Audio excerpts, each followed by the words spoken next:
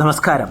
ഇസ്രയേലിലെ ഏറ്റവും വലിയ ശുദ്ധജല തടാകവും ക്രിസ്ത്യൻ വിശ്വാസികളുടെ പുണ്യകേന്ദ്രവുമായ ഗലീലി കടൽ അപ്രതീക്ഷിതമായി രക്തവർണ്ണമായി മാറിയത് ലോകമെമ്പാടും ചർച്ചയാകുന്നു.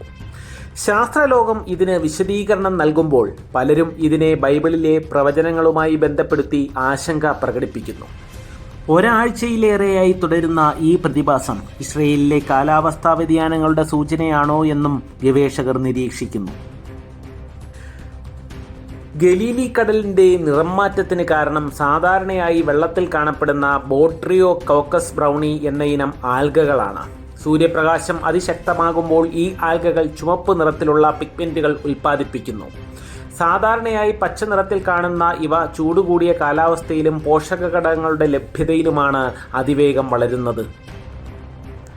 ഗലീലി കടലിലെ ഉയർന്ന താപനിലയും ജലത്തിലെ പോഷകങ്ങളുടെ അളവും ആൽഗകളുടെ വർദ്ധിച്ച വളർച്ചയ്ക്ക് അനുകൂല സാഹചര്യങ്ങൾ ഒരുക്കിയതായി ഇസ്രയേൽ ജല അതോറിറ്റി നടത്തിയ പഠനത്തിൽ പറയുന്നു.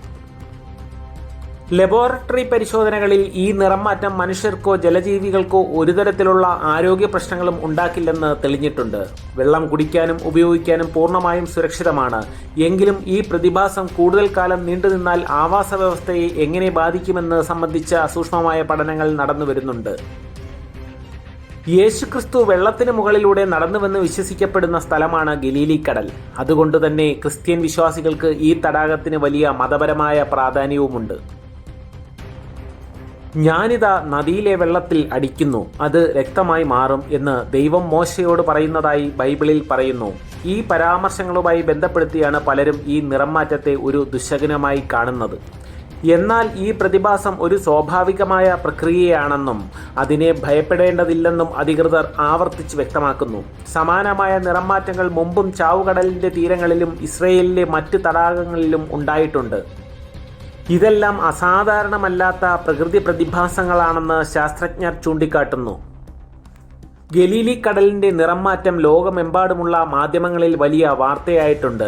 ഇതിനെ വെറുമൊരു പ്രാദേശിക പ്രതിഭാസമായി കാണാതെ കാലാവസ്ഥാ വ്യതിയാനത്തിൻ്റെ ഒരു സൂചനയായിട്ടാണ് പല പരിസ്ഥിതി പ്രവർത്തകരും വിലയിരുത്തുന്നത്.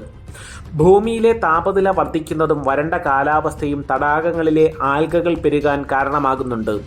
ഇത് ശുദ്ധജല സ്രോതസ്സുകൾക്ക് ഭീഷണിയാണോ എന്ന ചോദ്യം ഉയർത്തുന്നു.